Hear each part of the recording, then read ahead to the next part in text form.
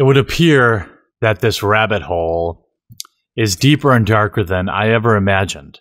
You know, when I opened that anonymous inbox, Watsy asked for this at gmail.com, I thought I would get a couple things I could meme on, maybe a little bit of information on some affairs going on, good-natured stuff that I could make fun of. I never would have imagined what was actually sent there. Some frightening stuff. And it continues with many more people outed. And I need to continue to talk about this. And I'm going to try to use a little more tact here to hopefully get more people to understand the issue here. Now, the issue is not with the Magic the Gathering judge program specifically. I know that the vast majority of Magic judges are not offenders. In fact, literally every single one of them that I've spoken to is aggressively anti-pedo, you know, and really most of them are totally fine with background checks. The reason I keep talking about this is not to throw mud on the Judge Association, because ultimately I believe that judges should be paid.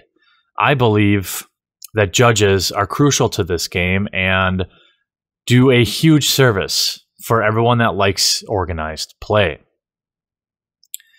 I think it should not be the responsibility of the judges necessarily to have to foot the bill for this.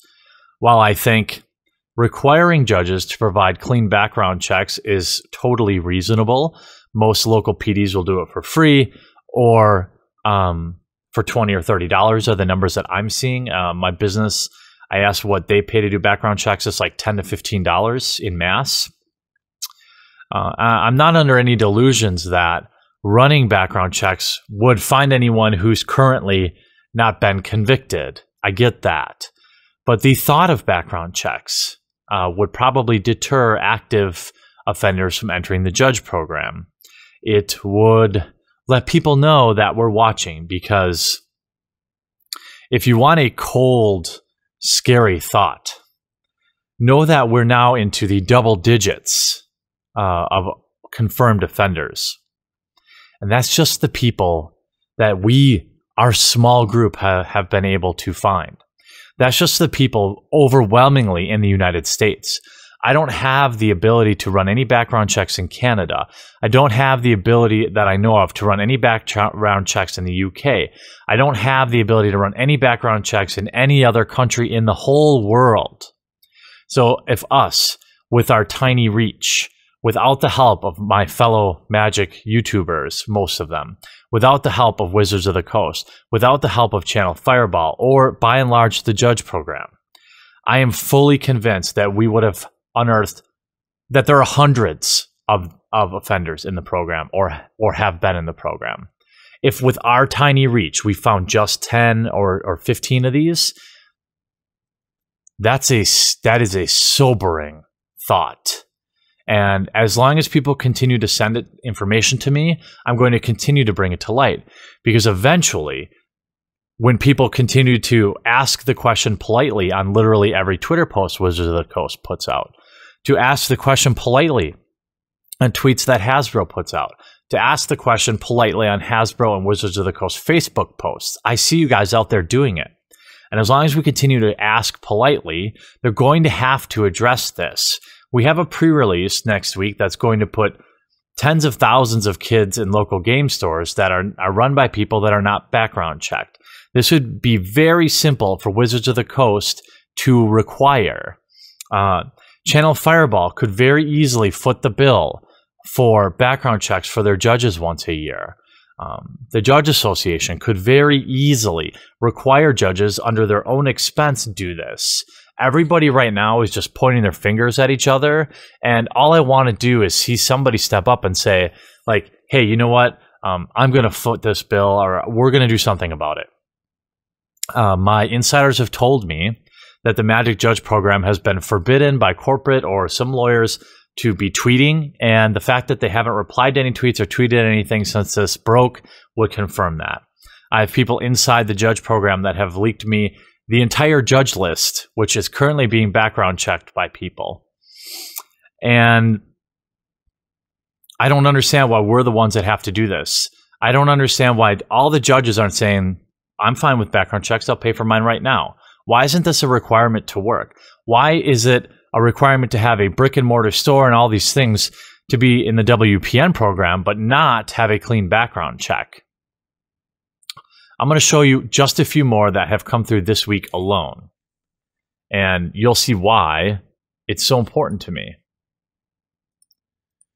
So Magic the Sickening continues. Carl Crook, our first registered person from across the pond. Thank you to those in the UK who have sent this. He's referred to as, quote, extremely dangerous. 13 offenses, 3 counts of SA on a child, under 13, 5 counts with a child, 2 charges for making CP, currently not DCI banned. This man is a former level 4 UK judge, or level 4 judge in the UK. He is not DCI banned, which means when he gets out of prison, which is going to be soon, I'm told, he could go play at any local game store. He could continue judging, for all I know. The judge program has not defrocked him from anything that I've found. Jason Powell, longtime Magic the Gathering judge, almost a decade, level 2, pled guilty, 12 years in federal prison, possession of CP, 430 videos, 1,500 images of prepubescent or adolescent children. And I want to read you something from the FBI article on this. A Winter Park man was arrested this week with more than 1,000 images of CP on his computer, an FBI agent testified Friday in federal court. Special Agent Rod Heyer said Jason Powell, age 29, had images of videos depicting children as young as infants being raped. And some of the images were children engaged in acts with animals. He was arrested Thursday on charges of possession and distribution of CP. On Friday, Powell's defense attorney successfully argued that he should be released from jail. She said his online conversations with people whom he believed to be children were graphic and that he solicited pictures from them. He worked at Universal Studios in the IT department and lost that job after the FBI began investigating him. So he's out there. He also lived less than 1 mile away from an elementary school. Currently not on the DCI ban list. Everybody knew about this guy. Every judge I talked to knew about this guy. Not on the DCI ban list. Dominic Giorgio. This is my first catch from Canada. So thank you, Canadian busters. Bolton man charged with voyeurism, now charged with possession of CP. He owned a local game store called Dragon's Realm in Toronto. He had 118 DVDs of customers using the bathroom. Children between the age of 10 and 14, eventually turned himself into the police. I do not see him on any DCI ban list. The store is surrounded by schools and is quite close to Canada's Wonderland. That must be a theme park there. So there is a strong demographic of females who come into his store. A female victim went into the washroom to try on a bathing suit, which, by the way, a local game store / bathing suit place, that's should be a red flag. Washroom to try on a bathing suit, and the business owner, who was pestering her to try on clothing, quickly followed her into an adjoining room. Her boyfriend, who thought the owner's behavior was suspicious, went into the washroom to investigate. He thought the owner was probably using a peephole to look at his girlfriend.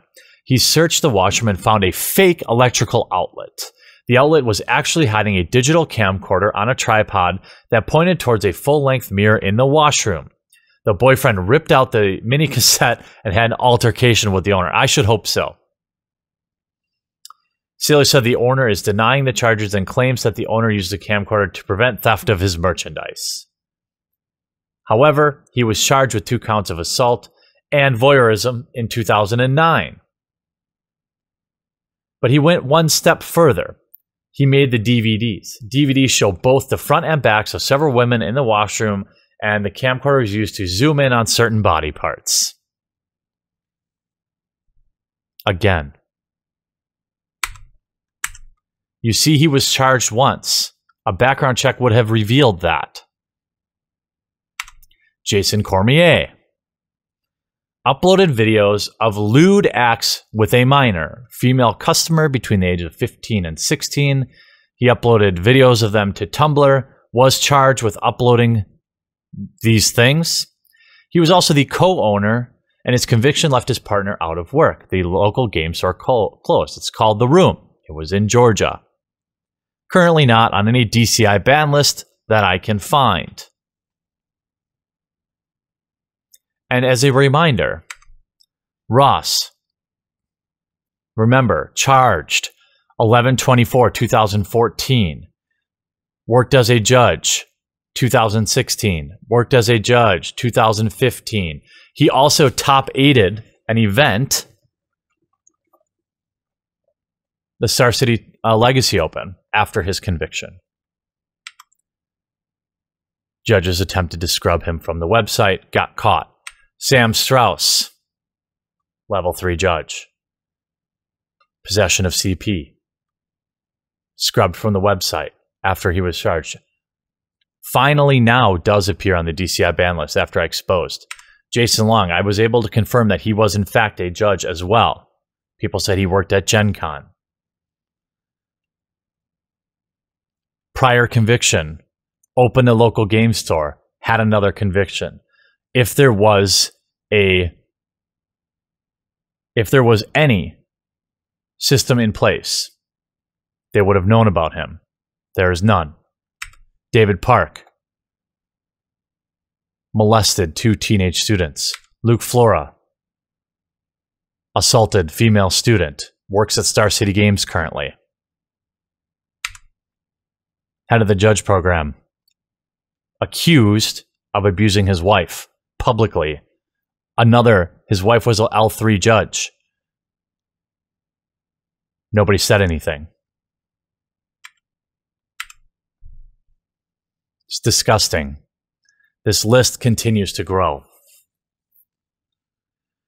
And this document is circulating around. People are asking about it.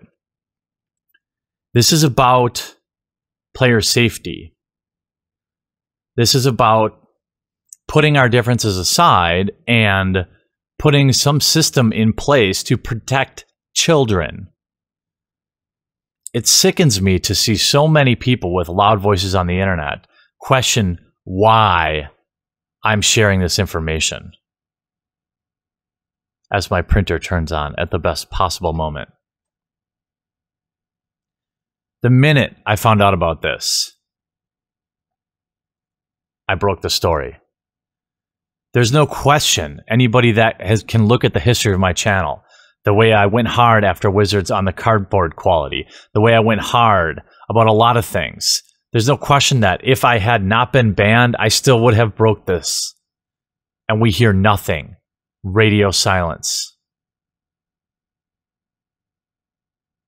Thanks for watching. I hope you enjoyed the video. If you want to be notified the next time I upload a video, make sure you subscribe and click that damn bell so you actually get notified. If you want to support the cause of this channel, it survives based on the amazingly gracious support of my patrons. Link is in the description if you'd like to help out.